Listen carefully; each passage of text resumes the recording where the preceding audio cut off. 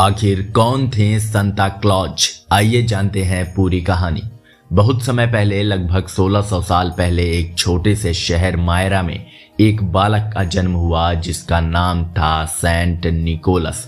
Nicholas बचपन से ही अलग थे। जहां दूसरे बच्चे खिलौनों और खेलों में खुश रहते थे, वहीं निकोलस को लोगों की परेशानी चुपचाप देखना और उनकी मदद करना अच्छा लगता था। उनके माता पिता बहुत अमीर थे, लेकिन जब निकोलस छोटे थे तो उनके माता पिता का देहांत हो गया।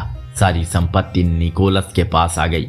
अब यहीं से असली कहानी शुरू होती है। निकोलस चाहते तो राजसी जीवन जी सकते थे, लेकिन उन्होंने फैसला किया, यह धन मेरा नहीं है, यह उन लोगों का है जिन्हें उनकी सबसे ज्यादा जरूरत है। उन्होंने गरीबों, अनाथ बच्चों, बीमार लोगों और बेसहारा परिवारों की मदद करनी शुरू कर दी, लेकिन एक शर्त के साथ, कोई उन्हें पहचान ना पाए। इसी तरीके से 3 बहनों की कहानियां भी प्रसिद्ध हैं कि एक शहर में एक बहुत गरीब आदमी रहता था।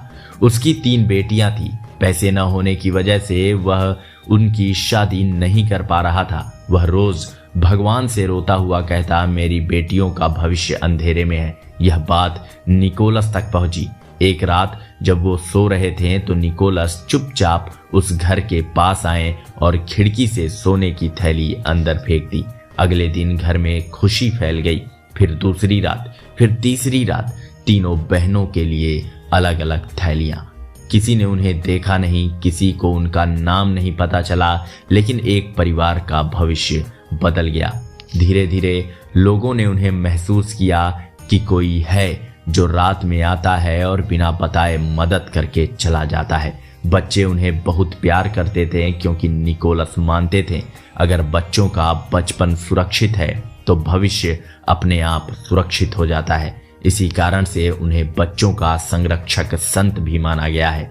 समय बदला, देश बदले, भाषाएं बदली, तो सेंट निकोलस सेंटर क्लास और फिर सांता क्लॉज बन गए।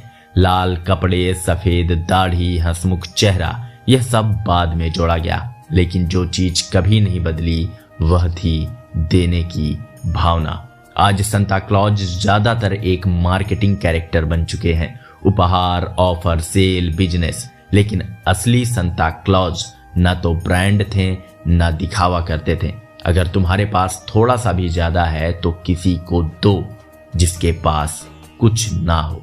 सच्ची भलाई शोर नहीं मचाती, दान दिखावे से नहीं भावना से होता है। जो चुपचाप देता है वही सच में बड़ा होता है। ऐसी ही कहानियों